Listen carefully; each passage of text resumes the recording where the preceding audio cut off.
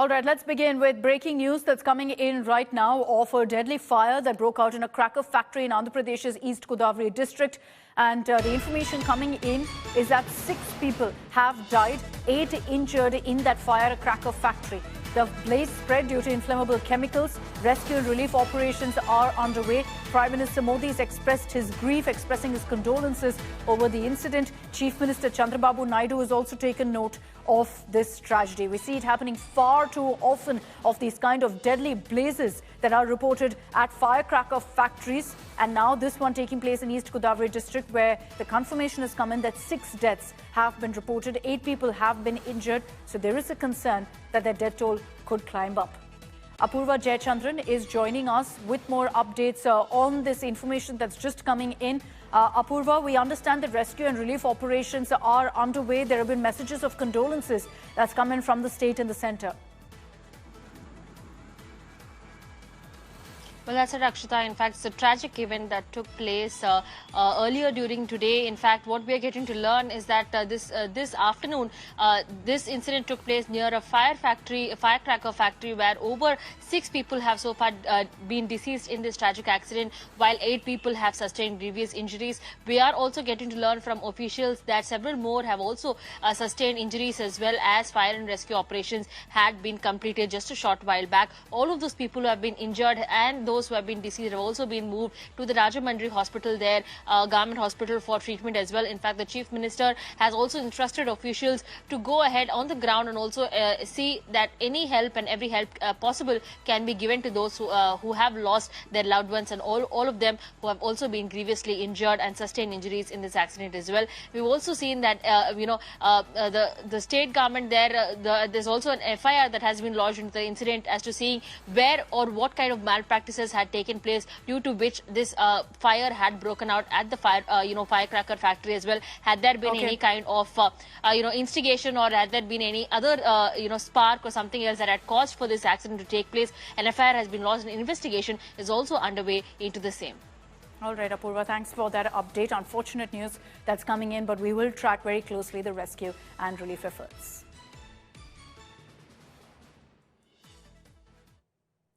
But let's bring you our top story here on Super 6. And let's be clear that this by far is the biggest story of the week coming in from the southern states. It's a wonder nobody else is talking about what's happening in Kerala. In the most worshipped temple in the state, in Sabarimala, a gold loot has been unearthed. 4 kilos mysteriously disappeared. And it hasn't happened right now. It's been happening for years under the nose of the authorities. And yet nothing has been done. The Travancore Devaswam Board, TDD, is facing fire over allegations of theft of gold received as offerings at Sabarimala. And the corruption is so brazen that there was even an attempt by the board to pass off gold cladding as copper plates. And so maybe that was another attempt to cover up what happened. Gold was even handed over to a sponsor who's been giving one version after another over why. And imagine this, there's been zero documentation of the gold that's actually been offered to the temple. So we don't really know how much was it, though the Kerala High Court has now finally taken cognizance. But the question everyone's asking is, where have these 4 kilos of gold gone? Well, essentially, here's what we know. 12 copper plates, which is actually gold, by the way, weighing a total of 42.8 kgs. And covering the Dwarapalikas, which are the idols outside the sanctum usually, these were removed. They were entrusted to one of the sponsors, Unni Krishnan, who's a Bengaluru-based businessman. He was given the task of gold plating the idols in 2019. The Kerala High Court has found that the items returned after renovation weighed only 38.2 kilos. So that difference there, a reduction of 4.54 kilos, ignored by the Devaswam Board. Remember the timeline. What I've spoken about, this happened in 2019. And today is when we found out about it. And this has led to questions about a cover-up and lapses. Cover-up one is clearly that gold plates were referred to as copper plates.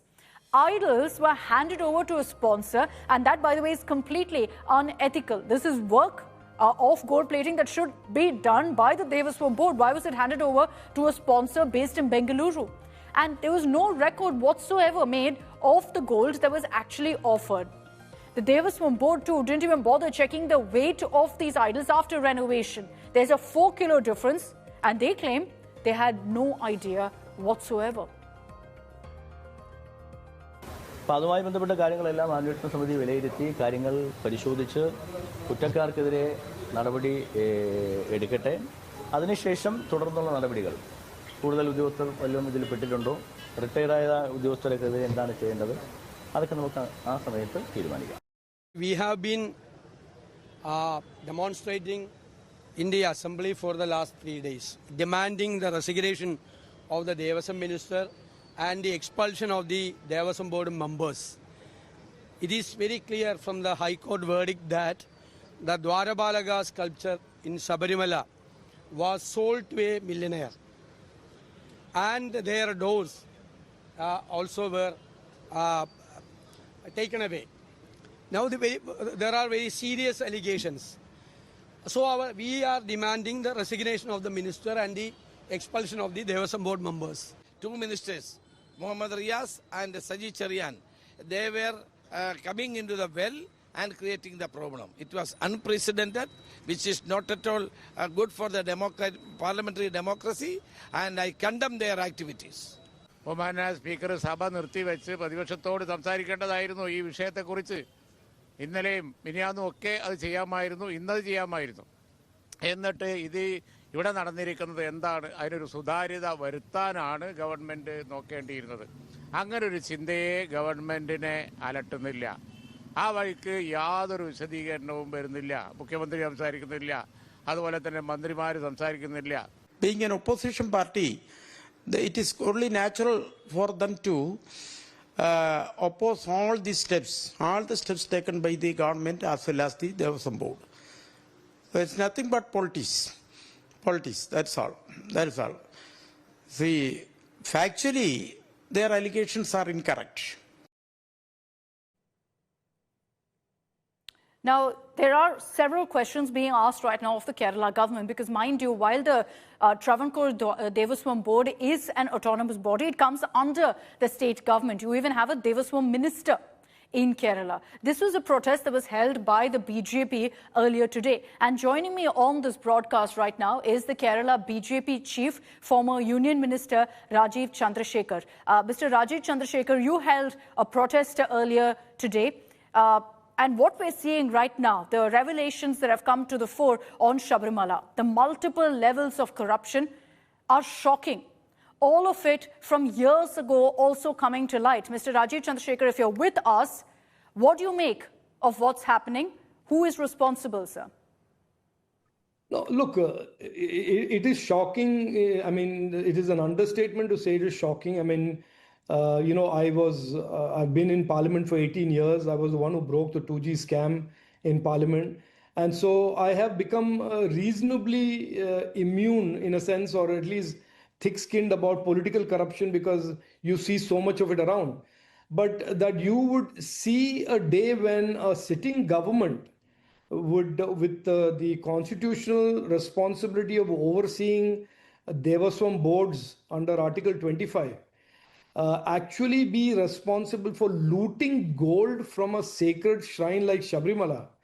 I frankly never had the wildest imagination that in my life I would live to see a day like this. And it is horrible, it is horrifying, it is shocking, and it is absolutely a reflection of the political culture, this anything goes kind of a culture that has certainly been prevailing in Kerala for many years, but has taken a certain different dimension and velocity over the last 10 years under Pinarayi Vijayan.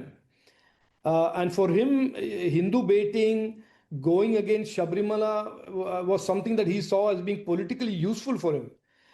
So when you create a culture like this, where attacking Hindus and making Hindu temples vulnerable or susceptible to political pressure the norm, then I suspect that you are also opening the door to all the brokers in your party and your government to do this kind of criminal activities. And so it is where, it is what it is today. And our party is very clear about this, that we want to see the guilty identified. We want to see them prosecuted. And we believe strongly that this is not something that just started in the last few years. There is a long history to this. And we have asked for an investigation for the last 30 years of all the devaswams and all the temples, because there are now new reports coming out that other temples have also lost gold. Other temples have lost land, approximately 25,000 acres of temple land have been stolen. So it is an issue that needs to be investigated. If not for our sakes, at least for the sake of all the Muslim devotees of Kerala. The Hindu devotees, yes. Mr. Rajiv Chandrasekhar, you refer to political corruption, but the government also says we're completely shocked. The Devaswam minister says he wasn't in charge years ago, so how can you pin it on the government? What's your response to that? Yeah, Akshita, I've seen too many cases of politicians play the surprised act. I've seen this in during the Congress time, during UPA, when we had worthies like Montek Singh Ahluwalia and Chidambaram and Kapil Sibal say, how can there be spectrum scam? This is a zero loss scheme. Look, I'm immune to this type of political response because we know that a crime has happened. There is no question about the fact that there is a crime that has happened. A crime has happened because it is their own government system that is now admitting, and the High Court has taken cognizance of it, that 4.5 kgs of gold has gone missing from Sabarimala just in the last 6 years. So what has gone missing before? What else has been stolen? Which other temples have fallen prey to this type of looting is a matter that is a subject legitimate question for any Malayali. Any citizen, even if he is not politically aware or is aware or she is aware, is a legitimate question that is to be asked in a democracy. A crime has been committed. Who is the criminal? Who is the beneficiary of this crime? What is this criminal going to face? What penalty is he going to face? Who's going to prosecute him? These are legitimate questions when a crime is committed, Akshita. And so this is not to be seen only through the prism of politics. And I certainly, if I'm sounding agitated today, it is not because I'm a BJP party president or I'm a BJP Karyakarta. It is because I'm an Ayyappa Bhakt. I have gone there for 20 years to Sabarimala. And the last thing that I all thought about was that I should worry about the gold in Sabarimala being stolen by people close to a state government. So, look, forgive me for being a little worked up about this, but this is an issue that deserves being worked up. No, I understand your anger as an Ayyappa devotee and of every devotee essentially at this point, because, it's something, of course, that's a matter of emotion also for every devotee, that this is what's happening in Sabarimala. And Akshita, I want to ask you to interrupt. It is an issue that every genuine Malayali who's interested in the functioning of our democracy is concerned about. Because if a state government that is elected on the plank of everything will be okay, 10 years ago, Pinarayi Vijayan's promise to the people of Kerala was, Ellavum Shariyavum. That means everything will be made okay.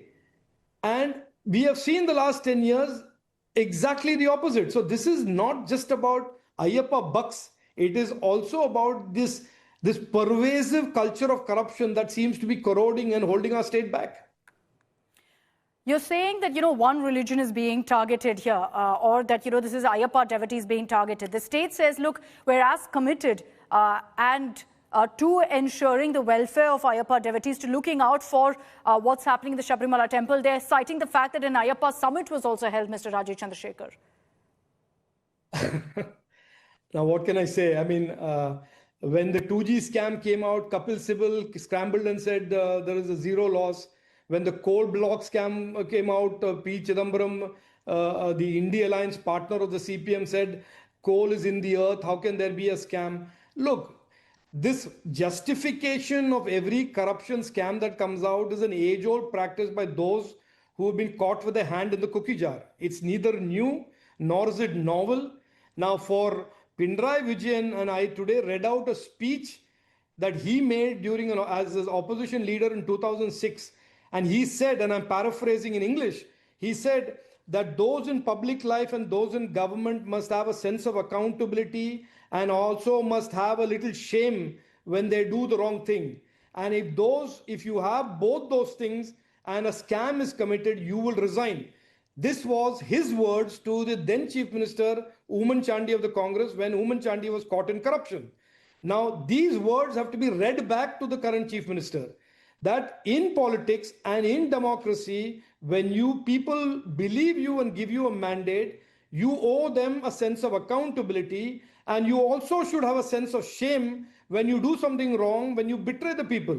Now, both those aspects are not in display as far as this government goes, and that is why people are asking him what was what was good for the goose in 2016 is surely good for the ganders in 2024. You laid out some principles, Mr. Pinarayi Vijayan, in 2016. Live by the same principles in 2025, now that you're the CM. There's also, of course, a huge debate over freeing temples from government hold. It's something that I've seen in Tamil Nadu, also neighboring to Kerala right now. Do you think that there is a similar debate in Kerala as well, Mr. Rajiv Chandrasekhar, about whether temples should be freed from government control? What do you think about that? No, look, I want to make 2 points about this, Akshita, and I'll make these are very responsible points, and please don't misunderstand this for some random religious commentary. Number one, it is clear to me, and I'm sure it's clear to most people who dispassionately look at this issue in Kerala, that there is a clear reverse discrimination happening against the Hindu community. And I ask you a very simple question. Why is it that in a state that has got many, many religious shrines of almost every community in the state, why is it that the Hindu temples are the ones that are being constantly targeted for looting, corruption, and malfeasance? Number one. So I would argue strongly, Article 14 of our Constitution guarantees non-discrimination for everybody. Why is it that the Hindus in Kerala are being discriminated? Number one. Number two, the broader point about state and government. Now, you mentioned the Ayyappa Sangamam that the government of Kerala organized. This is the same government in 2018 that wanted to destroy the traditions of Sabarimala, that has registered over 3,000 cases. Those cases are still pending against Ayyappa Bhakts. They did not withdraw even one of those cases before they had this Ayyappa Sangama. And in this Ayyappa Sangama, totally unprovoked, totally without any reason, the chief minister says, those who expect the state government to give up control of Devaswams should stop dreaming, because we will never give up control on the Devaswams. Now you know why. The state control of Devaswams is because, just like the Congress and the UPA wanted control on public sector banks, this is the piggy bank that is being looted by the CPM government. Point number one, this is absolutely unambiguous, and the activities and what has come out in the last 5 days just prove me out.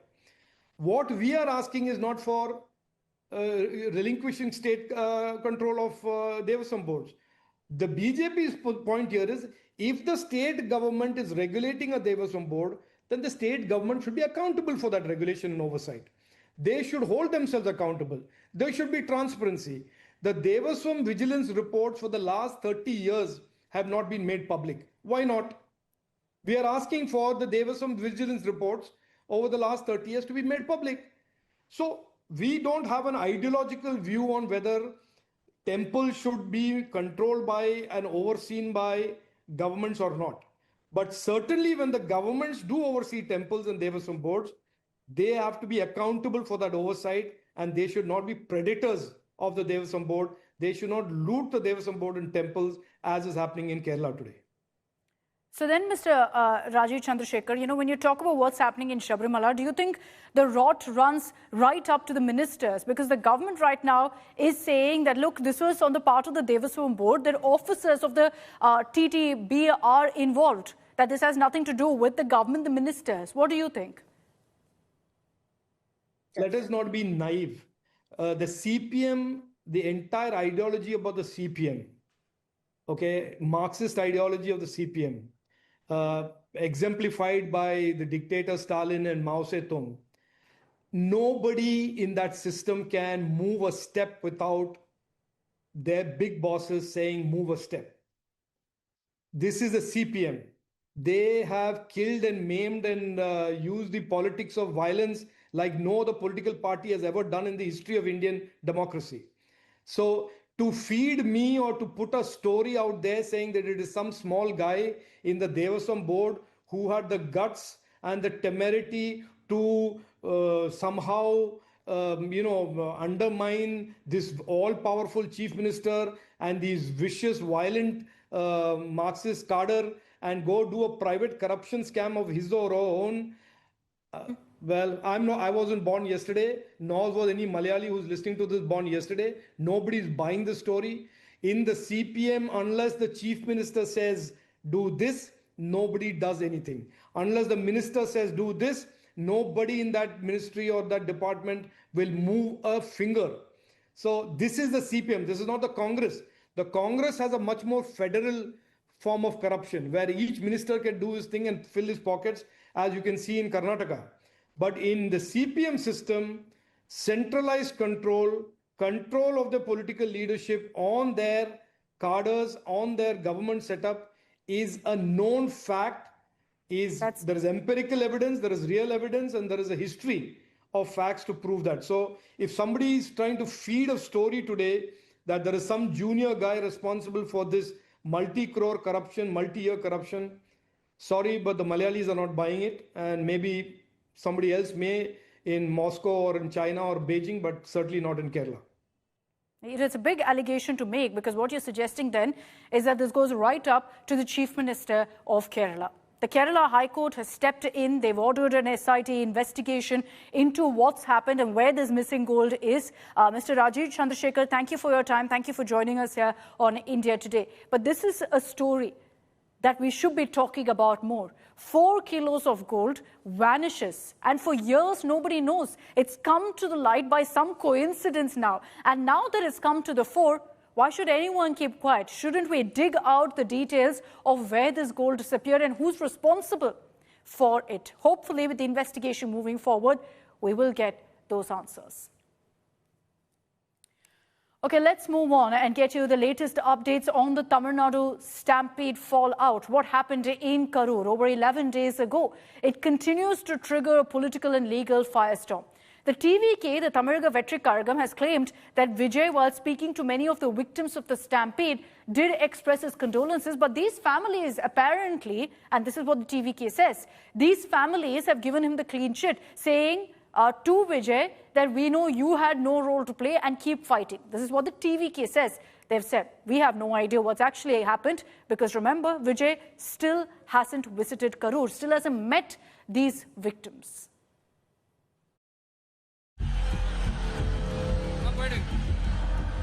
There is no end to the political storm over the deadly Karur Stampede. Now there's a no-blame twist. The TVK has claimed that the families of the victims have absolved Party Chief Vijay of all responsibility and urged him to carry on his political journey. According to TVK, during video calls made by Vijay to 33 grieving families, the actor-turned-politician was told he had no role in the tragedy. The party said victims gave Vijay a clean chit without exception. எல்லாருமே என்ன சொன்னாங்க வந்து sir உங்க மேல தப்பு இல்ல சொன்ன வார்த்தையில எங்களுக்கு ஆறுதலா இருக்கு நீங்க முதல்ல தைரியமா இருங்க வந்து விடாதீங்க தொடர்ந்து ஃபைட் பண்ணுங்க நாங்க உங்க எப்பவும் உங்க கூட இருப்போம்னு எல்லா மக்களும் without exception எல்லா மக்களுமே அதான் சொன்னாங்க. During the calls, Vijay reportedly expressed deep condolences and also assured the families that he stands with them even if he can't undo their loss. One of the victims' relatives, Sangavi, confirmed the call and said that Vijay promised to meet her in person once granted permission. Evening phone பண்ணி பேசினாரு. இவன மீட்டிங்க்கு வந்தீங்கன்னு சொன்னாரு. அதுக்கப்புறம் ஹாஸ்பிட்டல்ல இருந்து தான் ஃபோன் பண்ணி சொன்னாங்க. இந்த மாதிரி அவரை அட்மிட் ஆச்சு. 3 நிமிஷம் இருக்கும் சார். என்ன சொன்னார் நார்மலாவே? நார்மலாவே இரங்கல் தெரிவிக்கிறேன் உங்களுக்கு வந்து ஆறுதல் சொல்றேன்னு மட்டும் நான் சொல்லிட்டேன். என்னைக்கு வரீங்களா சொல்லுங்க. TVK advocates visited the DGP's office on Wednesday to seek clearance for his visit to Karur. The DMK hit back, questioning Vijay's timing, his delayed arrival at the rally on the fateful day, and also accusing him of shirking responsibility. How are you seeing this whole video conference thing in the state? I don't know. Maybe they would have been prepared to talk like that. Vijay is the only reason for this stampede. And already announced that he will meet the people at 12 o'clock in that point. And why did he come to at 7 o'clock? What is the reason? He has not told anything about that. Meanwhile, the legal front is also heating up. A grieving parent who lost his 13-year-old son has filed a plea in the Supreme Court for a CBI investigation. The TVK too has moved the apex court, seeking a court-monitored probe into the incident. And all of this as the BJP's petition challenging the High Court's refusal of a CBI probe also awaits Supreme Court hearing. The stampede has hit political equations in Tamil Nadu, which goes to polls next year. While debutant Vijay now has to redraw his campaign plans, other parties, wary of upsetting the superstar's fans, are treading cautiously. With Anagha Keshav in Chennai, Bureau Report, India Today.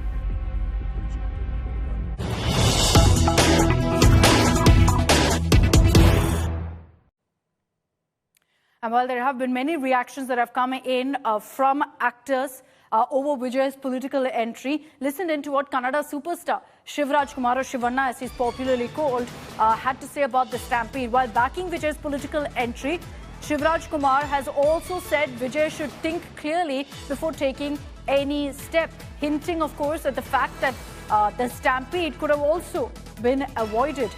This is, in fact, the advice that Shivraj Kumar, who will be considered to be Vijay's senior, essentially, in the film industry, has offered to the TVK chief.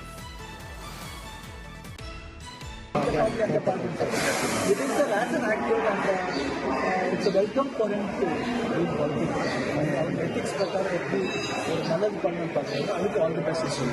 Central actually, I don't know.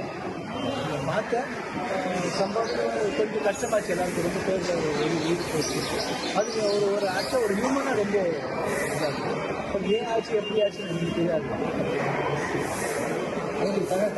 Vijay ஒன்றும் இல்லை நான் சொல்கிறேன் என்ன step எடுத்தாலும் யோசிச்சு நல்ல நிஜாங்க இருக்கும் actor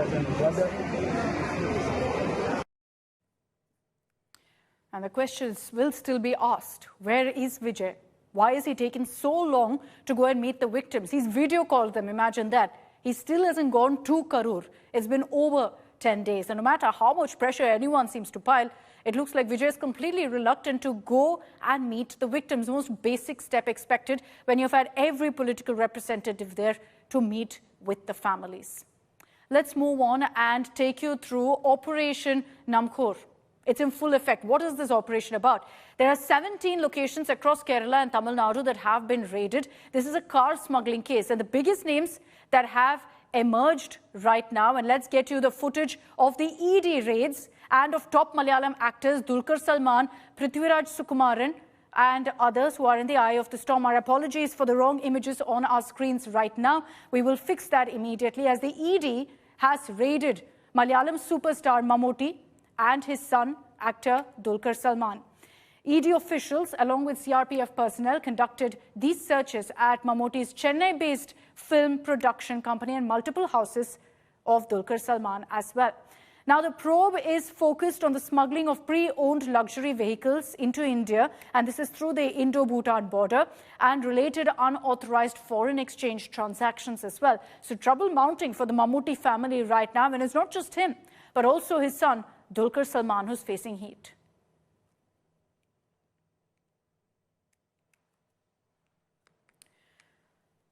Meanwhile, let's also talk about what's happening with Bigg Boss Kannada Season 12 in Karnataka. For now, there's a pause that's been hit on, in fact, this particular reality show. And that's because the set where Bigg Boss Kannada is shot, the house, it's been sealed by authorities after violations of environmental rules were found.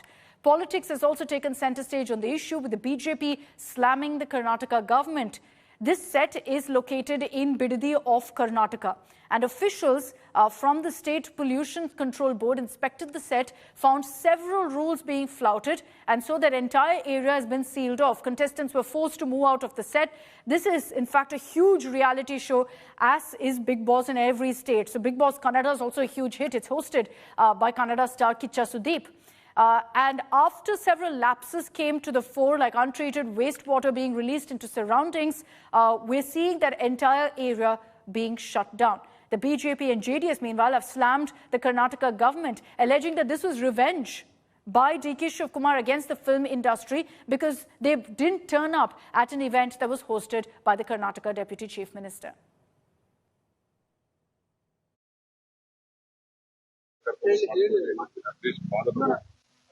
ನಾನು enquiry ಮಾಡಿದೆ ಅವ್ರು ಯಾರೋ pollution control board ಮಾಡಿದ್ದಾರೆ still I will say DC employment is important whatever is there like give them an opportunity ಅವರು rectify ಮಾಡ್ಕೊಳ್ಳಿ ಅರ್ಥ ಆಯ್ತಾ ನಮ್ಮಲ್ಲಿ ಎಂಟರ್ಟೈನ್ಮೆಂಟ್ ಆಗ್ಬೇಕು ಮತ್ತೊಂದಾಗಬೇಕು ನಾನೇ ಹೋಗಿ ಅದನ್ನ ಇನಾಗ್ರೇಟ್ ಮಾಡಿದ್ದೆ ನಾನೇ ಹೋಗಿ ಅದನ್ನ ಇನಾಗ್ರೇಟ್ ಮಾಡಿದ್ದೆ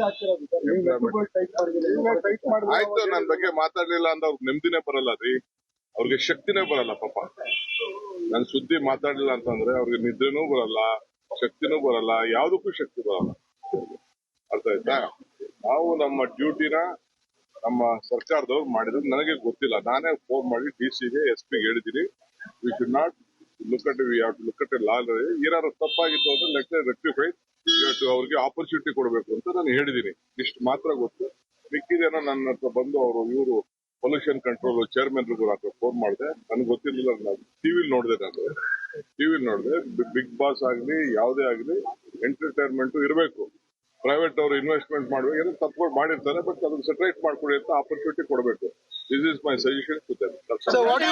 We have nothing to do with Bigg Boss program, and even I do not know that Bigg Boss program is going on there.